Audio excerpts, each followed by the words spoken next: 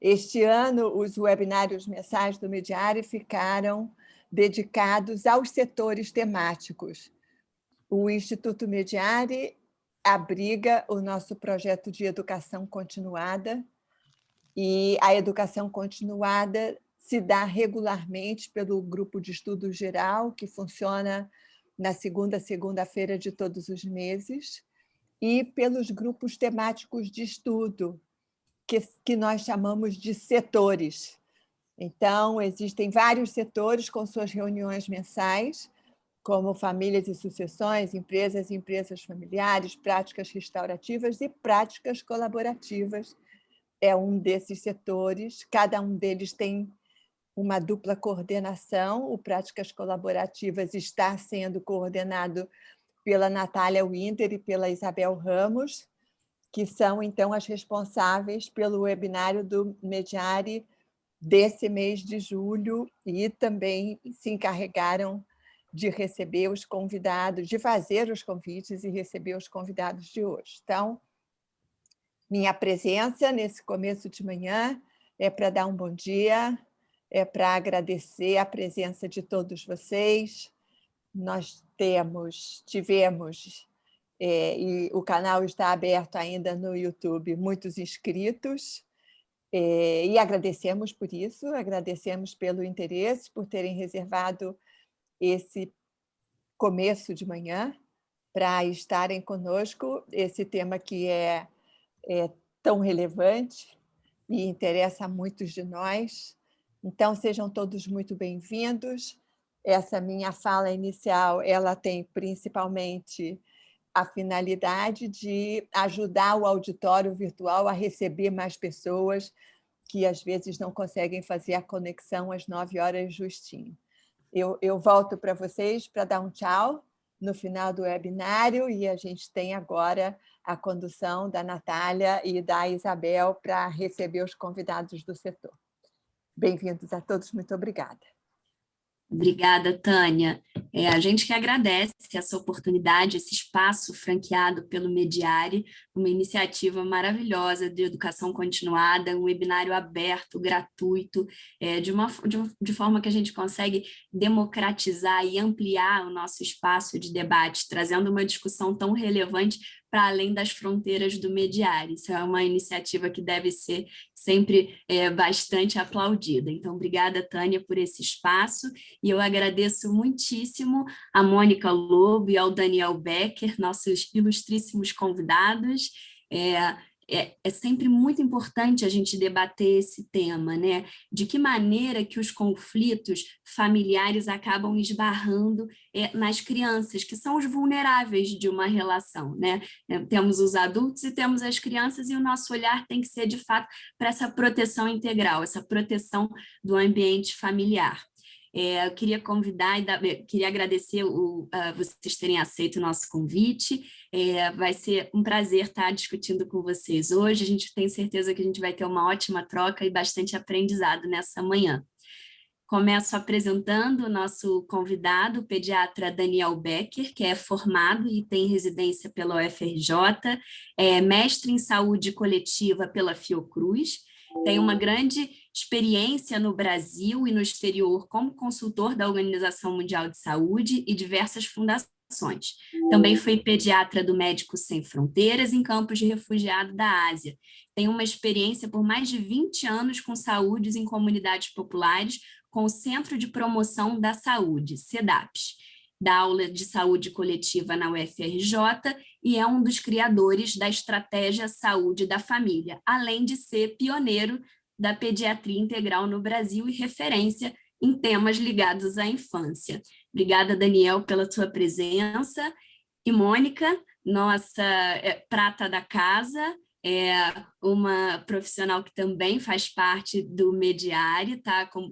É membro do setor de práticas colaborativas, a gente tem a honra de receber hoje como convidada, é psicóloga, terapeuta de família e casal, além de ser mediadora, é docente do Instituto Brasileiro de Práticas Colaborativas e coordenadora do setor de mediação escolar aqui do Mediari. Bem-vinda, Mônica.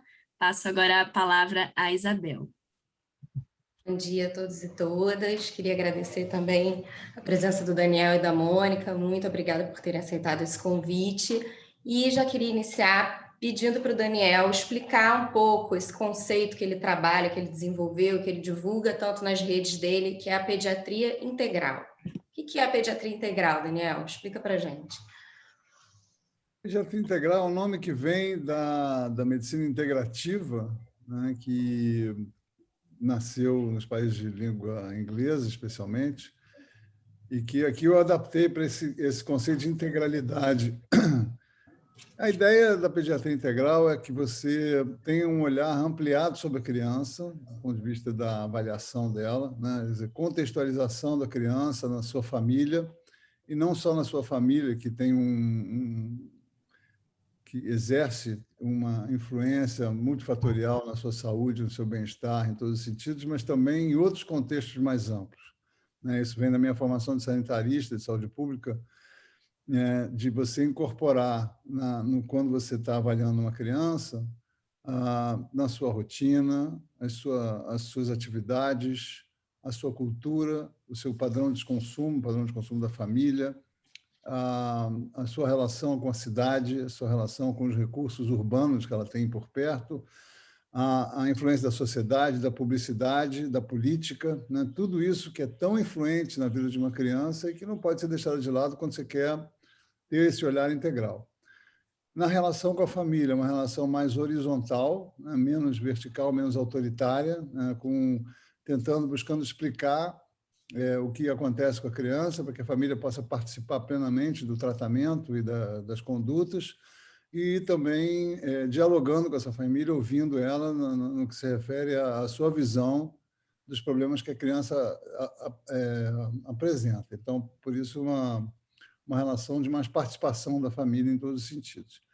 Em terceiro lugar, na abordagem terapêutica, uma abordagem, em primeiro lugar, preventiva, sempre olhando para a promoção da saúde, que é um conceito que eu trabalho já desde muitos anos.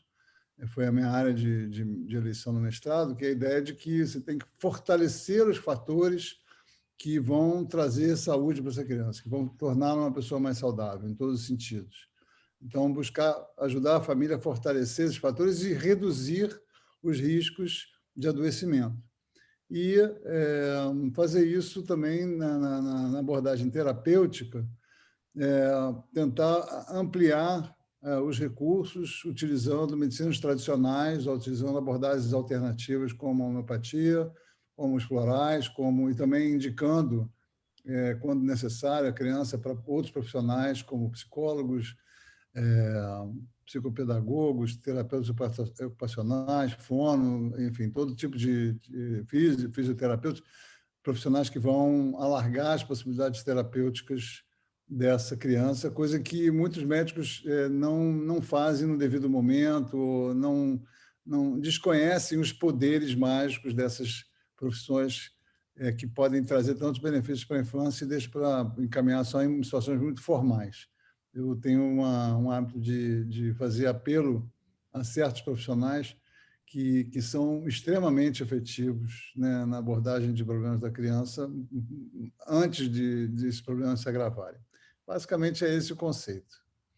Bom, obrigada, Daniel. É importante, né, a gente entender do que a gente está falando quando a gente fala de pediatria integral, e você tocou em conceitos-chave que a gente usa bastante na mediação e até nas práticas colaborativas também, esse conceito do protagonismo, da participação efetiva da família, de entender a criança como inserida num contexto, da gente falar em multidisciplinaridade, né, entender que às vezes a nossa atuação tem algum limite e que a gente precisa do olhar combinado de outros profissionais, né? E fiquei com vontade de ouvir da Mônica também, né? De que maneira que você sente que isso esbarra no viés da atuação da terapia sistêmica, né? De que maneira a terapia familiar se conecta com esses conceitos da pediatria integral?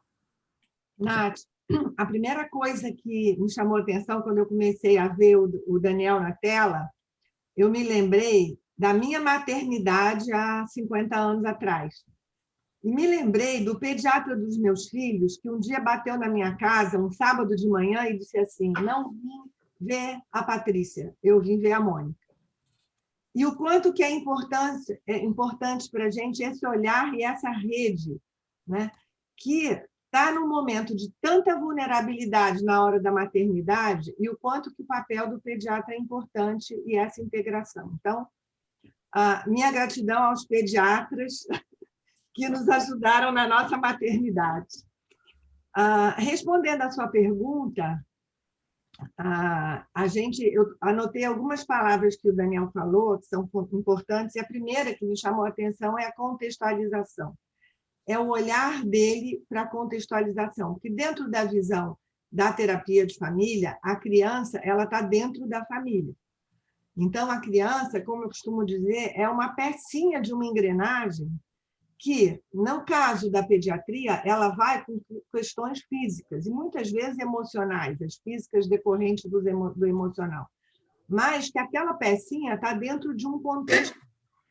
Então, integrar essa criança dentro da família é botar ela num contexto de saúde e trazer esses pais para um protagonismo. Um protagonismo, né? Eu costumo dizer que a primeira pessoa que nos avalia como mãe é o pediatra.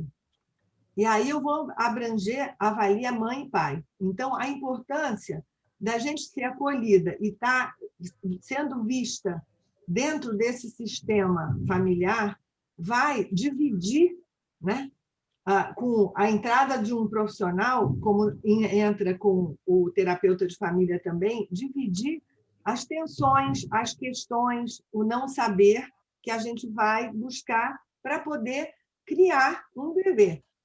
É o primeiro momento ali que a gente está totalmente vulnerável. Então, essa integralidade, e se a gente traz a família, e aí eu estou marcando para esse momento presente a presença do pai, junto com a mãe, porque a gente tem essa demanda do feminino e esse papel do feminino na sociedade, então, o olhar integral à família e à criança vai diminuir, né, a responsabilidade da criança de manter aquele sistema e vai aumentar o recurso das famílias. Então, nesse sentido, eu acho que essa visão sistêmica vai trazer, até dentro da terapia, a participação dos pais. Eu não consigo consertar uma pecinha de relógio se eu não ajudar essa engrenagem toda a se azeitar e a sair do lugar.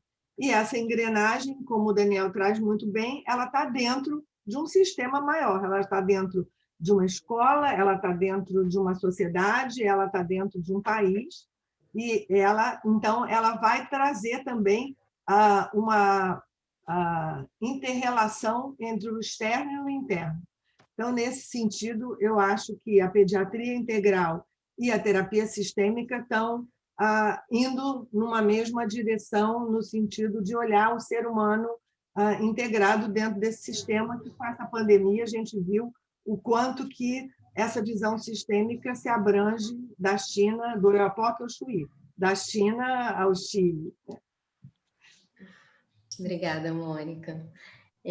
Daniel, e aí quando a gente fala em famílias, a gente pode pensar na disfuncionalidade e nas famílias em conflito, até durante a pandemia também, mas você percebeu, como é que você percebe na sua clínica pediátrica a manifestação desses conflitos familiares? E como você conduz isso? Você falou um pouco de direcionar para outros profissionais, integrar, enfim, mas como você percebe na sua clínica, em matéria de sintomas e, enfim, a manifestação dos conflitos?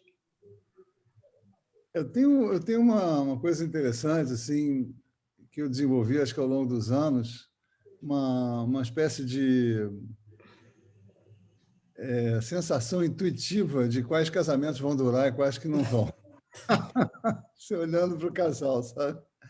A dinâmica do casal. Eu não saberia... Lá durante a consulta. Você vai conhecendo aquela família e vai dizer, isso aí não vai dar certo.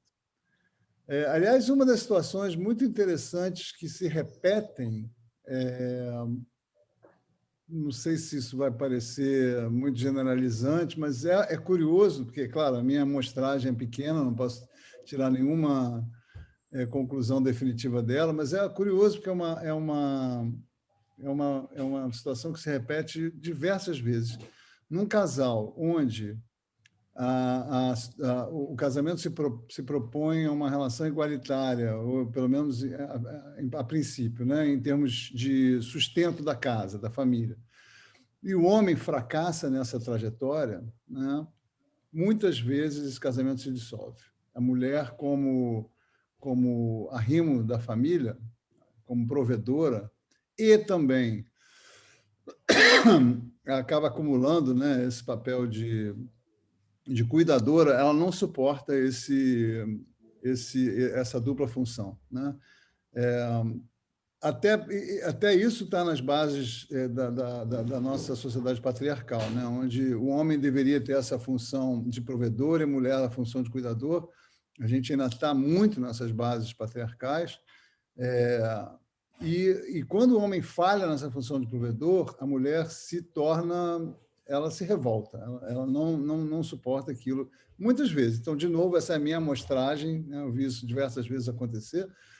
É claro que isso não é nenhuma regra, mas é muito comum a gente perceber na dinâmica do casal, né? Por exemplo, casais que não conseguem ter um consenso na apresentação dos problemas dos filhos, né? Que começam a discutir na presença do terceiro, visões conflitantes do que está acontecendo, visões conflitantes de como resolver, né? E que tem muita dificuldade de chegar a um consenso, de chegar a um sorriso, de chegar a concordarem entre si com o que eu estou falando, né? Casais que muitas vezes você solicitado por uma parte a fazer uma intervenção, pedindo para que fale com o outro, né? Porque não há comunicação, o canal de comunicação direta entre eles está obstruído, né?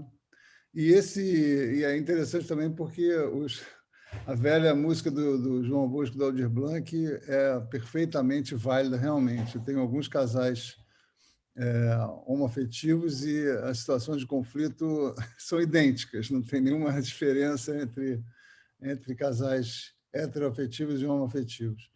Então, de uma certa forma, é quase fácil você perceber que os canais de comunicação são, digamos assim, o maior determinante do bom funcionamento de uma família. Se há uma comunicação efetiva, franca, sincera, bem funcionante, a gente consegue superar, muitas vezes, os dissensos e as discordâncias, os apegos culturais, né? Cultura no sentido mais profundo, né? do que a família traz, né? Não precisa ser uma cultura necessariamente social, uma cultura familiar, né? que muitas vezes são muito diferentes, as pessoas conseguem superar. Mas se há uma obstrução do canal de comunicação, se as pessoas se fecham nas suas crenças e, especialmente, não conseguem ouvir o outro, não tem essa capacidade de ouvir e flexibilizar as suas próprias visões, a gente percebe rapidamente que a situação se deteriora, muitas vezes de forma inevitável. Eu tenho esse hábito também de encaminhar para profissionais de terapia de família, de terapia sistêmica, quando eu vejo conflitos de casal, e não só conflitos de casal, já encaminhei muitos pares mãe-avó, que é outro binômio que pode ser extremamente conflituoso no momento, especialmente no nascimento de uma criança pequena, né? E os resultados são bacanas. Eu gosto muito da abordagem da terapia sistêmica. Não sei se eu respondi a tua pergunta, Bel, mas acho que era basicamente isso que você queria saber, né? Isso. Eu ia só perguntar, só para a gente complementar e também trazer, assim, sem querer soar generalista também, mas já que é possível a gente observar padrões dos pares parentais, do casal conjugal, se existe algum padrão de sintoma que as crianças apresentem na sua clínica, por exemplo, quando a gente percebe que os pais estão atravessando um conflito conjugal. Existe algum sintoma que você vê de uma forma mais comum, de uma forma mais repetitiva nos seus atendimentos?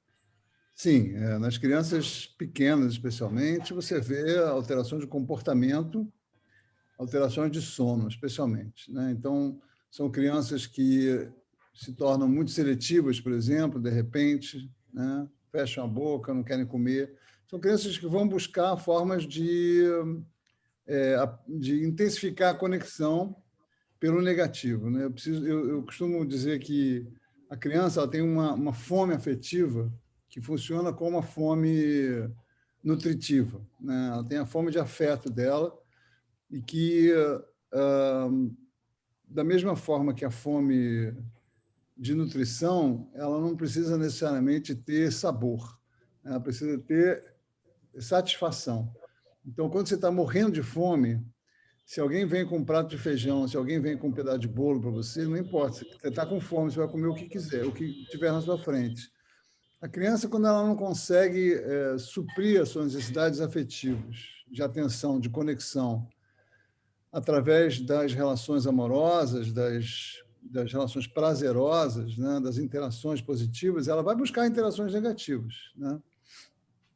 Então, especialmente nos menores, né, quando existe um centro de conflito, né, quando a relação dos pais se torna muito conflituosa e ela fica ou de fora, né, ou onde a energia da relação se concentra nesse conflito dos cônjuges e reduz, portanto, a energia da relação entre eles e a criança, ou quando essa relação é contaminada por esse conflito no sentido de que essa criança começa a ser vítima de espirros desse conflito ou de manipulação, inclusive, dela ser usada, né, como forma de agredir o outro e tal, ela começa a manifestar sintomas. Então, nos pequenos sintomas de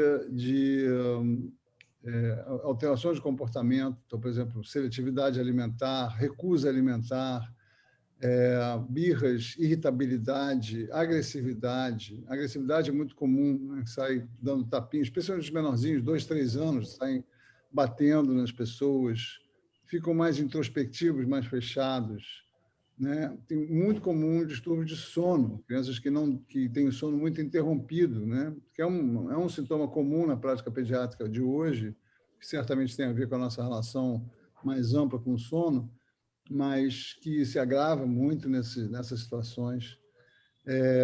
Bruxismo é um sintoma comuníssimo, né? A criança que range os dentes durante a noite, é muito, muito interessante, muito simbólico, né?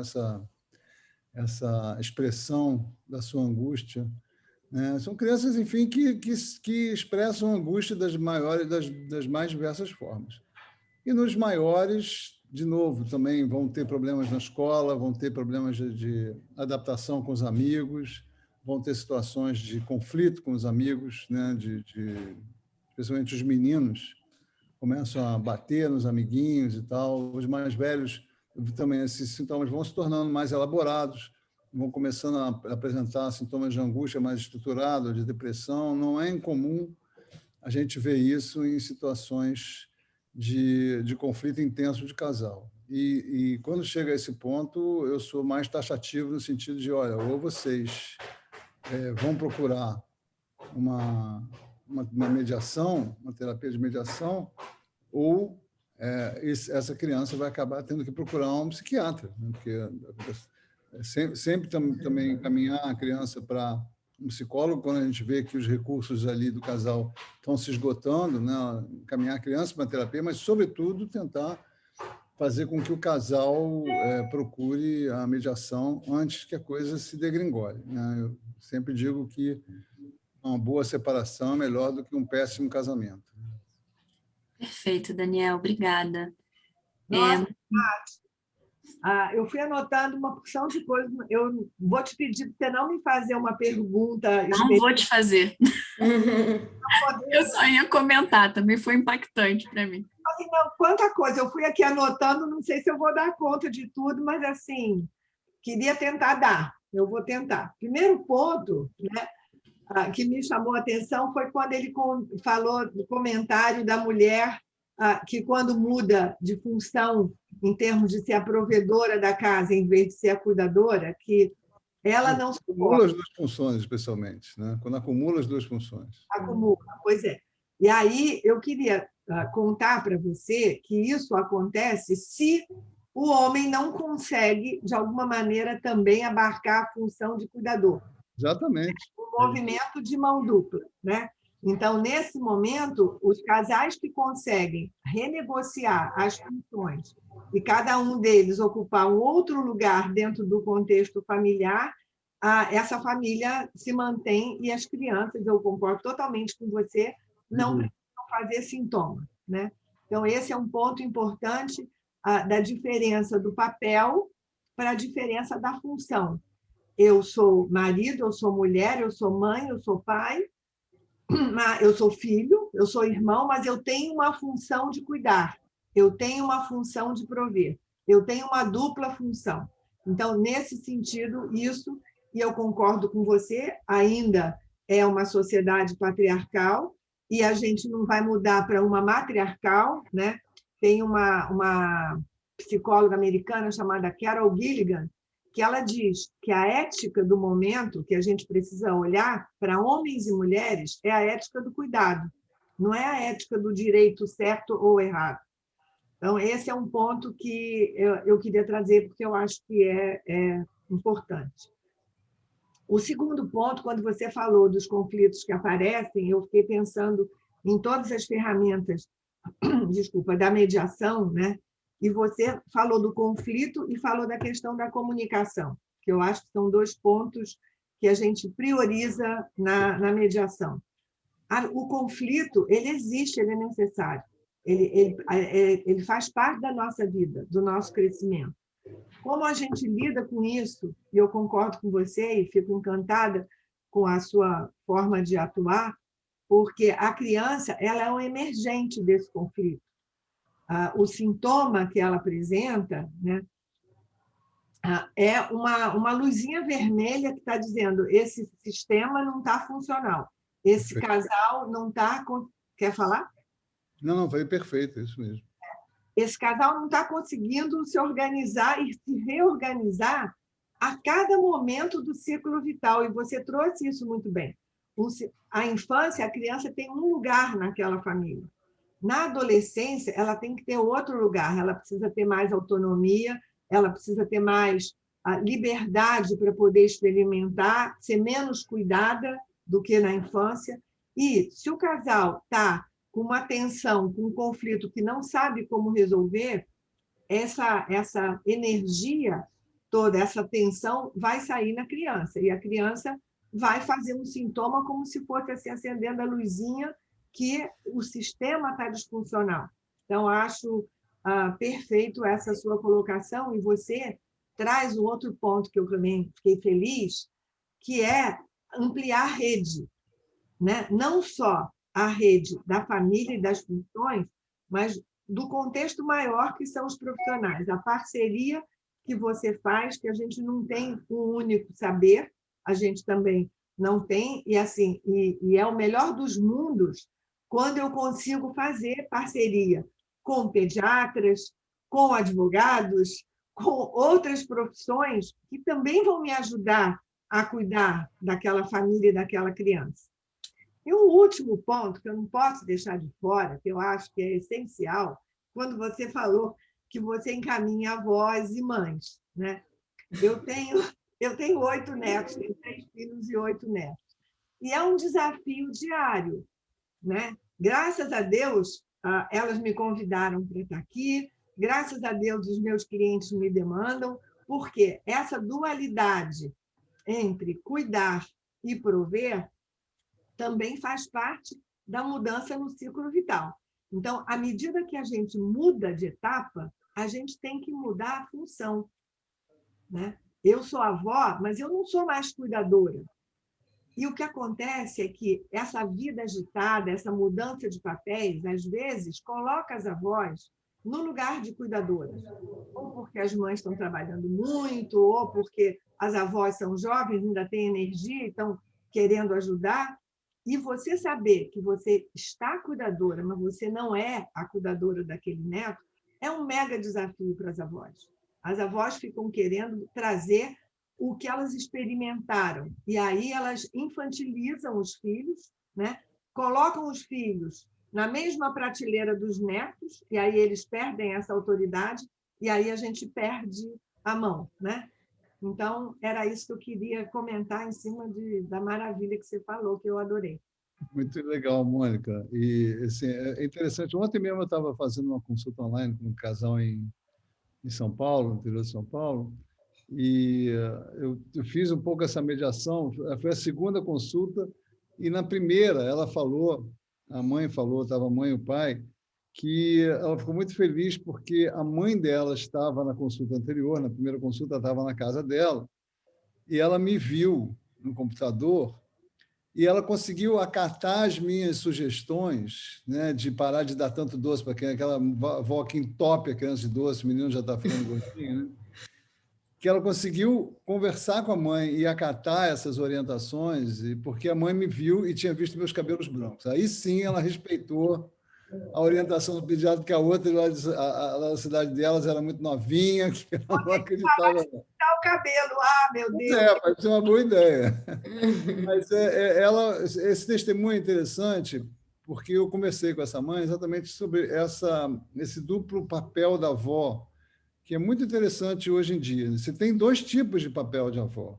Você tem a avó tradicional, que é uma avó mais, digamos assim, visitadora, ou que é visitada, né? que não se envolve nos cuidados do dia a dia, apenas quando ela recebe a criança para uma visita, para uma festa, para passar a noite lá, passar o dia lá, para levar no parquinho, etc. Esse é um papel, né? Agora, existe um outro papel de avó hoje, que é o de cuidadora full, né? Que os pais estão trabalhando os dois e não conseguem dar conta, e acaba que ela assume o papel realmente materno. E aí, como você estava falando, nessa situação, os conflitos estão ali na espreita para se instalarem, porque ela vai trazer a sua forma de cuidar, ela vai provavelmente colocar a mãe nesse mesmo degrau, exatamente como você falou, de filha e neta, tudo a mesma coisa, ela que sabe, ela que manda, e a mãe vai se sentir, claro, né, isso vai reinstaurar um conflito ali, às vezes, que vem da infância da mãe, enfim, tudo isso. Então, nesse momento, precisa de um diálogo muito, muito cuidadoso, né, de muita empatia. E a outra coisa que eu queria acrescentar ao que você falou é que o profissional, muitas vezes, ele tem que fazer o papel da empatia, justamente. Né? Na mediação entre as pessoas da família, muitas vezes eu acabo tendo que quase que exemplificar, né?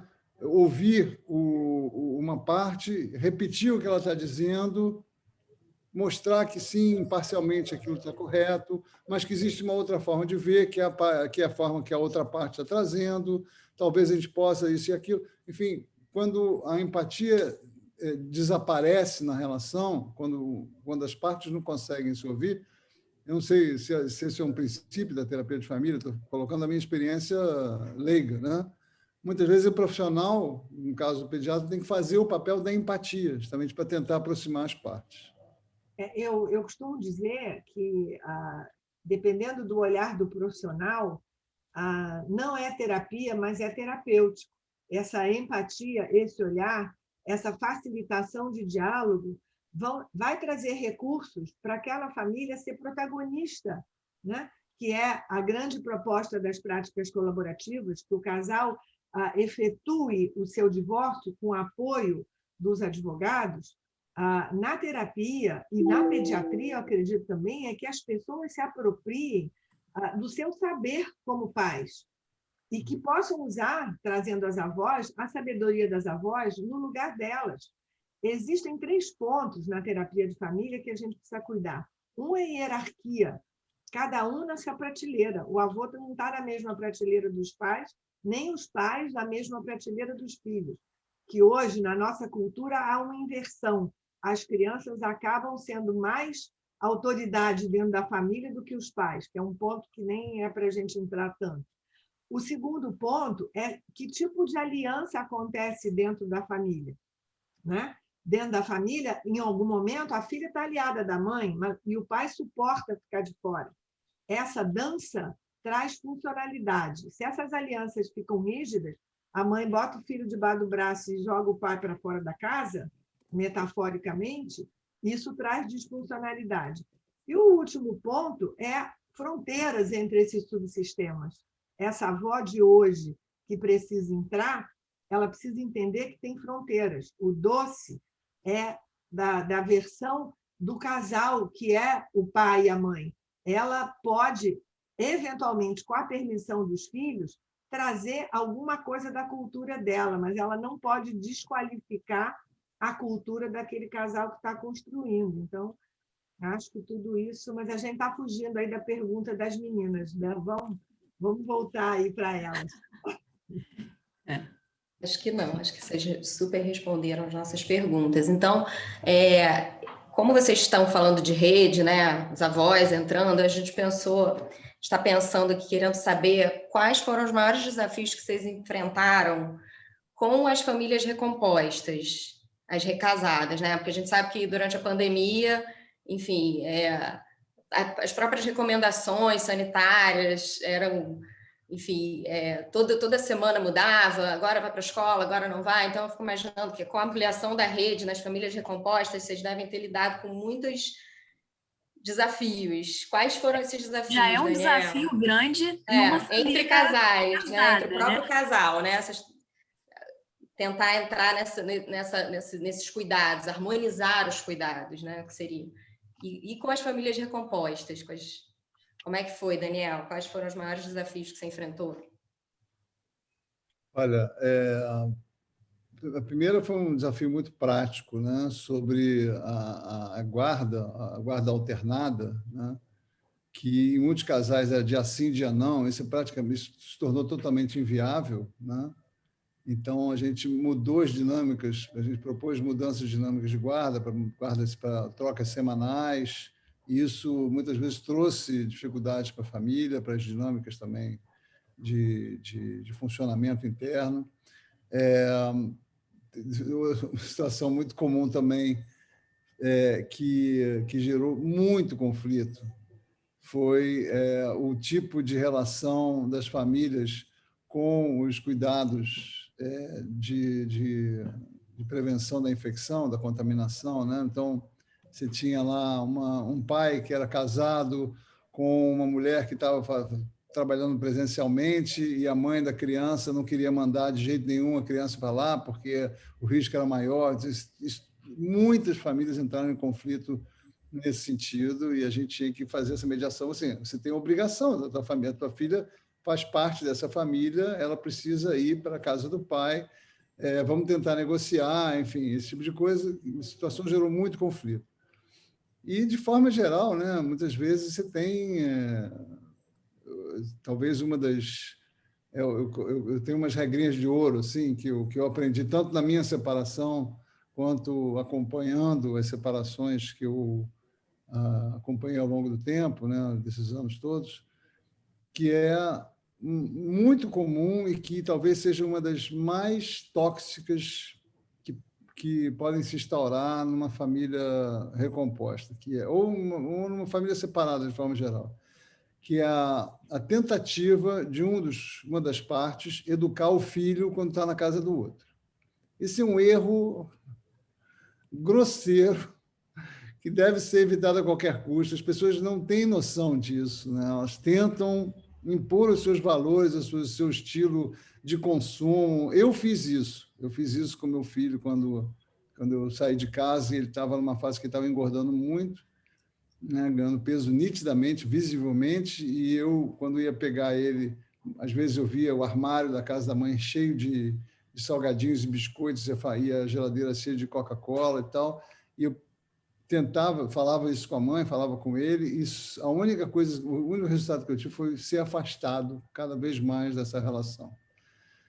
E está aí uma regra de ouro: não tente interferir na vida do seu filho quando ele está sob a guarda do outro cônjuge. Respeite, tente conversar, mas respeite, porque você não vai conseguir mudar na base da violência, da sugestão mais impositiva, porque não é o teu espaço, né? E esses conflitos muitas vezes se agravaram também na pandemia. Na pandemia, muita coisa se agravou em termos de conflitos, né? E eu vi muitas famílias fazendo esse movimento, tentando ajudá-las a corrigir, evitar entrar nessa seara que é tão geradora de energias negativas, digamos assim. Bom, nos escritórios de advocacia, a gente também recebeu uma demanda muito diversa, né, decorrente da pandemia, dessa necessidade de harmonizar os cuidados. Então, eu nem imagino, Mônica, como que deve ter sido isso no seu consultório. Se você puder falar um pouco da sua experiência. Eu acho que assim, o primeiro ponto, pegando uma carona aí na fala do Daniel, as pessoas precisaram repactuar consigo mesmo, né? Repactuar com seu parceiro, repactuar com o ex, que eu acho que no caso dos pais separados, que foi a pergunta específica de vocês, né? Nas famílias recompostas, houve isso que o Daniel falou, dos cuidados com o problema do vírus, e o quanto que essa rede mais ampliada trouxe mais vulnerabilidade, porque tem o filho da segunda mulher do meu marido que tem um pai numa outra casa, então vocês imaginam em que potência isso se desdobrou, né? Não pode ir para sua casa porque eu tenho uma mãe doente, uma mãe idosa, eu não posso trazer o meu filho para a minha mãe idosa se ele conviveu com o seu enteado que está saindo e que o pai dele não tem os cuidados. Então, isso trouxe um aumento no conflito, e se não tem diálogo, isso piora, né? É o primeiro ponto. Quando o Daniel traz essa questão de não educar na casa do outro,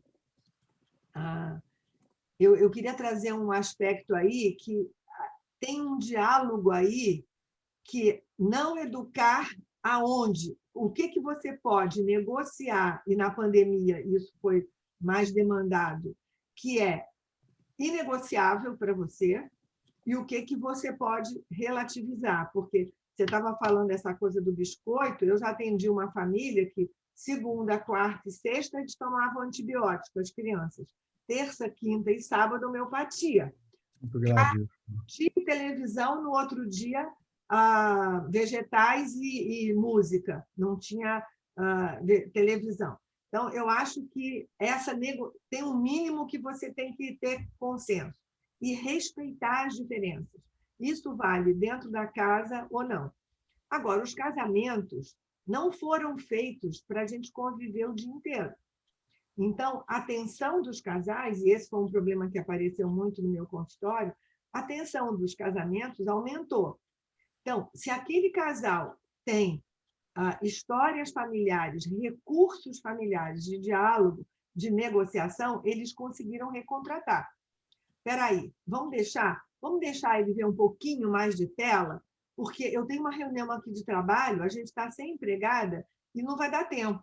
Ou pode deixar que hoje de manhã eu fico com as crianças e você faz a sua reunião. Essa necessidade desse recontrato foi uma peça fundamental. Aqueles casais que conseguiram fazer isso atravessaram essa crise.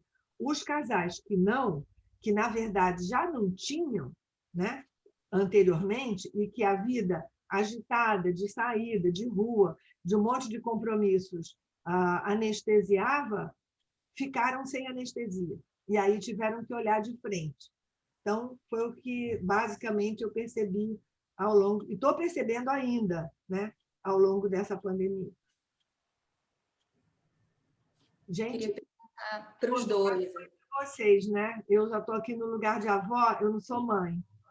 Eu não sei se tem perguntas, eu estou preocupada com a hora. Não vai ter perguntas, sim, mas a gente queria perguntar o que vocês desenvolveram durante a pandemia em matéria de recurso nas suas clínicas? O que vocês tiveram que desenvolver como profissionais para lidar com a pandemia nas suas clínicas? Além de, claro, ter que usar essa interface, atendimento por Zoom. Daniel falou muito da facilitação, enfim, dessa postura mediadora que ele teve que assumir. Quer falar? Fala você dessa vez. Para mim, o maior desafio foi o atendimento de famílias pelo Zoom. Esse foi o maior desafio, porque as crianças não ficam na frente do Zoom, né? Mas eu desenvolvi recursos. Eu acho que nessa hora a nossa criatividade Então, por exemplo, o papel e o lápis para as crianças, a nível de irem produzindo outras informações enquanto a gente estava fazendo a tela, foi um recurso incrível. O papel de buscar brinquedos e trazer coisas para a sessão no Zoom, que pudesse expressar sentimentos, raivas e dores, etc., foi outro recurso. Agora, o que cresceu muito, eu acho que uma coisa positiva, é que os pais se apropriaram da tarefa de cuidadores. Já que estava difícil trazer as crianças para a terapia, nós vamos ser os terapeutas, entre aspas, dos filhos. E aí, essa lente sistêmica de entender os pais como responsáveis pela dinâmica, pela engrenagem, como eu falei no início, facilitou, porque era o recurso mais fácil, era os pais se apropriarem da sua responsabilidade e se cuidarem para poder cuidar dos filhos, como eles tiveram que fazer também em relação às escolas, né? Porque as professoras, e era uma das coisas que eu dizia, também tinham filhos, também tinham casa, também tinham que limpar, também tinham que cozinhar, como eles. Então, como é que eles podiam fazer essa parceria para pedirem ajuda, mas também ajudarem as escolas? Então, essa ampliação dessa rede de cuidados dos sistemas entre si foi um recurso que eu acho que eu aprendi e consegui aprender com as famílias. Bom, no meu caso, ninguém estava preparado para o que vinha por aí, né? E a gente teve que aprender muitas coisas, aprender muitos recursos. Eu tive que mudar totalmente a dinâmica do consultório, começar a usar avental e máscara. E no início eu estava me paramentando todo, usando gorros e face shields, enfim, essas coisas. Depois que a gente percebeu que superfície não era uma coisa tão terrível assim, a gente deu uma relaxada, né? Mas continua, especialmente a coisa de máscaras e ventilação. A gente teve que fechar a clínica durante um tempo, depois, nas primeiras semanas apenas, né? E, enfim, mudou toda a dinâmica, evitando pessoas na sala de espera, fazendo consultas muito mais espaçadas e longas. Isso é uma coisa interessante, as consultas duplicaram de tempo. Eu atendia em 40 minutos, hoje em dia eu atendo 1h15, 1h30, muitas vezes. Talvez até a minha própria dinâmica tenha sido alterada, né? A forma de conversar. Mas, assim, o que mais me chamou a atenção, o que mais me fez estruturar certas proposições foram os sintomas que as crianças começaram a apresentar, né, ao longo do ano. A gente, rapidamente, no início de 2020, percebeu que as crianças não eram vítimas preferenciais da doença Covid.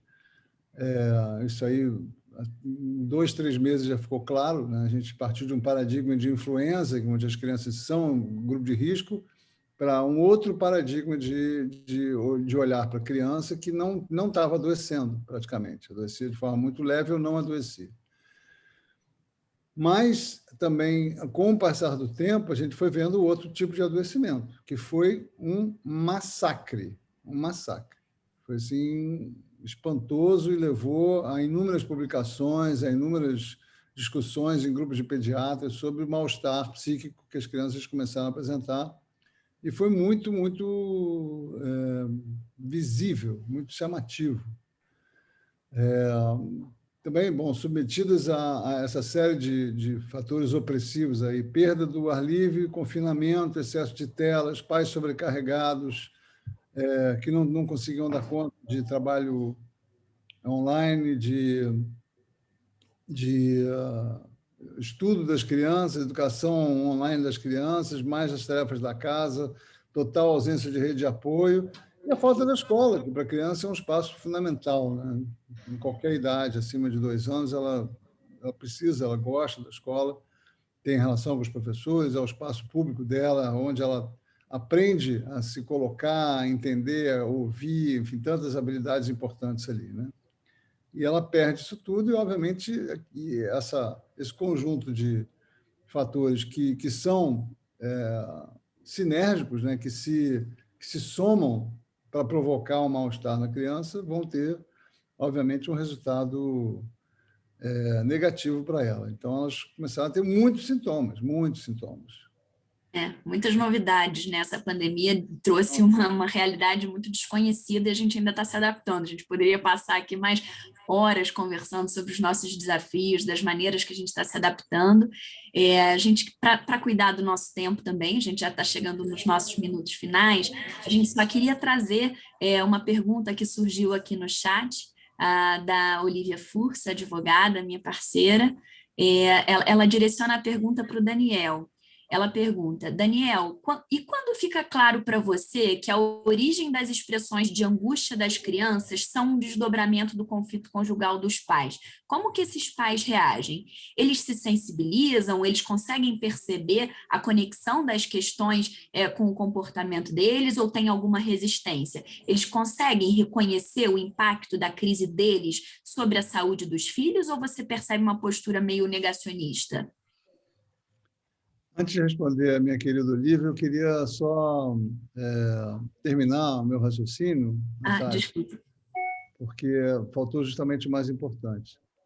Então, diante desse mal-estar, a gente foi descobrindo formas de conseguir trabalhar essas crianças para que elas melhorassem, para que elas se sentissem melhor. E as respostas vieram de forma bastante clara também com o tempo, quando a gente começou a perceber que as crianças que conseguiam voltar às suas essências, elas melhoravam. Quais são essas essências da infância? Primeiro, na relação com os pais, né? Por mais que os pais estivessem sobrecarregados, que eles pudessem ter momentos de conexão com a criança, especialmente momentos de conexão através da brincadeira. Segundo, a própria palavra brincar já é a resposta. Crianças que conseguiam brincar em casa e também fora de casa, especialmente o brincar livre, o brincar com movimentação. O corpo da criança pede movimento, pede atividade física, né? E a atividade física da criança é o brincar. Então, as famílias que conseguiam fazer isso em casa no início e depois fora de casa, também as crianças melhoraram nitidamente. E, sobretudo, foi espetacular a percepção de que como as crianças melhoravam quando elas desconfinavam. Isso, para mim, ficou... Eu que tenho essa bandeira, né, de criança e natureza, criança já para fora, foi uma constatação de que eu estou no caminho certo, né? Porque foi muito impressionante como as crianças estavam cheias de sintomas, regressões e distúrbios graves de comportamento e expressões de angústia. Passamos o fim de semana na Serra, passamos o fim de semana em Búzios e tudo passou. Ela começou a comer, dormiu melhor, parou de chorar, impressionante. Então, é o brincar lá fora e é uma relação leve e de conexão com os pais que definitivamente são healing, né? São curas, são vias de cura para a criança. Em relação à pergunta da Olivia, eu tenho, na minha experiência, bastante positiva, digamos, no sentido das pessoas, na maioria das vezes, é claro, né, as pessoas entenderem que a criança está manifestando sintomas em função do conflito do casal, né, e elas tentarem mudar, tentarem buscar correções de rota em função disso. Muitas vezes um desses cônjuges nega isso realmente, geralmente é um só, né, que justamente é uma das formas de conflito mais comum, né, um que está vendo o casamento se deteriorando, está vendo a relação ficando extremamente conflituosa e o outro não consegue ver, o outro não consegue, o outro nega essa situação, acha que não precisa de nada, que pode continuar, ou se nega, no mínimo, a tratar e nega a possibilidade de mudar, né?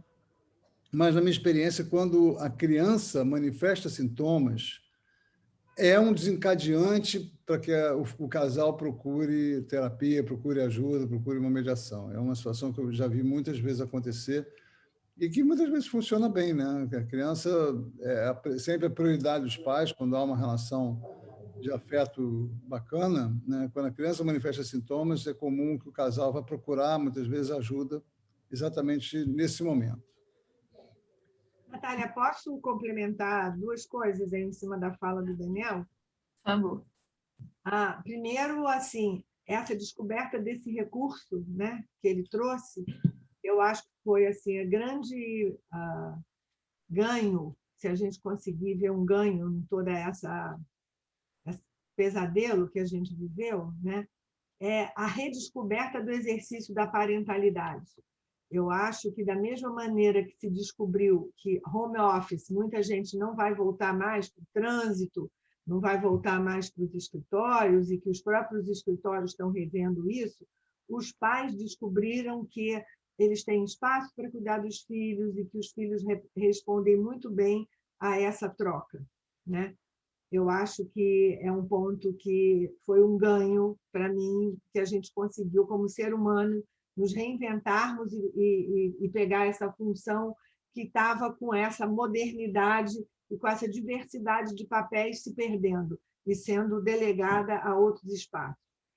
E o outro ponto que, em cima dessa pergunta da Olívia, é que, às vezes, quando um pediatra ou quem indica tem essa visão como o Daniel, facilita e muito o trabalho do terapeuta de família e casal.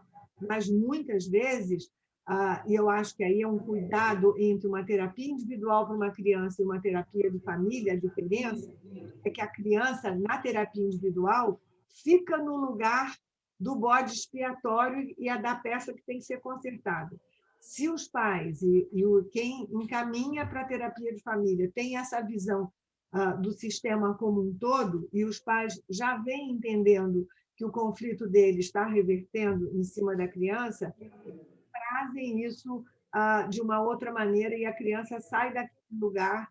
E eu acho que aí, à medida que você, com habilidade, vai trazendo isso, porque é um processo dentro da terapia de família, né? Você acolhe todo mundo e depois você vai botando cada um na sua prateleira. Eu acho que é um benefício que pode ser bastante produtivo para as famílias. Concordo, Mônica. Muitas vezes é importantíssimo para o pediatra, né? Muitas vezes o pediatra, raramente, ele muito se interessa pela... A formação do pediatra é muito mais clínica, né? Então, por isso que a pediatria integral tem um pouco esse diferencial. Ele vai se interessar por outros aspectos da vida da criança, para que a criança, do ponto de vista mais amplo. Mas a grande maioria dos sintomas das crianças, né, psicológicos, emocionais e comportamentais, tem a ver com conflitos da família, né? Então, antes de encaminhar a criança para uma terapia que está apresentando sintomas importantes, né, é importantíssimo checar o que está acontecendo na família, para ver se não é necessariamente uma terapia de casal, né? Muitas vezes isso vai resolver o problema da criança bem antes de chegar nela, dela precisar ir para uma terapia. Certamente, isso é fundamental. Uma coisa importante, Daniel, a gente não se conhecia, né? E eu estou dizendo do prazer que é ouvir você e ouvir seu ponto de vista, e pensei que aquilo, antes tarde do que nunca, né? É um prazer estar aqui com vocês. Igualmente, Mônica. Bom, gente, a gente que agradece muito a presença de vocês. Foi um prazer, um super aprendizado. A gente nem conseguiu dar conta da quantidade de perguntas e comentários. Surgiram aqui comentários sobre famílias com filho com deficiência. Talvez a gente possa comentar e, de repente, publicar no Instagram. E também um comentário sobre, parabenizando o Daniel pela participação do Médicos Sem Fronteiras. Enfim... desafios dos avós e das avós, que ainda trabalham e que não conseguem oferecer o cuidado temporário. Então, a gente vai tentar aqui, eu e Isabel, a gente vai tentar cuidar dessas perguntas que ficaram sem resposta, de repente publicando no Instagram, algum comentário de vocês, alguma coisa. Vamos cuidar disso. E, mais uma vez, agradecer a todos vocês por aceitarem o nosso convite e a todos os nossos espectadores. Foi ótimo. Queria agradecer também e dizer da importância dos diálogos interdisciplinares, né? Sim, são muito ricos e necessários. Muito obrigada, Mônica e Daniel. E Tânia, pelo espaço. Obrigada. Obrigada a vocês duas, Natália e Isabel. Obrigada, Daniel e Mônica. Obrigada a todos os presentes. Muito bom confirmar essa parceria da medicina integrativa, da pediatria integral e da abordagem sistêmica das famílias. Um prazer, muito aprendizado. Obrigada. Obrigada, gente. Eu quero agradecer pela oportunidade de conhecer a Mônica e rever a Tânia, e conhecer a Natália, e estar aqui com a querida Isabel e outras pessoas que eu conheço. Para mim foi também um momento de aprendizado e de boa troca. Muito obrigado pela oportunidade. Maravilha. Bom, e lembrando também do direito colaborativo, a Olivia está aqui lembrando, né, o papel que nós, advogados colaborativos, temos também enquanto equipe multidisciplinar para cuidar, né, das famílias, um olhar de cuidado, um olhar preventivo também. Obrigada a todos. Tchau, gente. Tchau, tchau. Tá, gente, obrigada. Tá, um ótimo dia.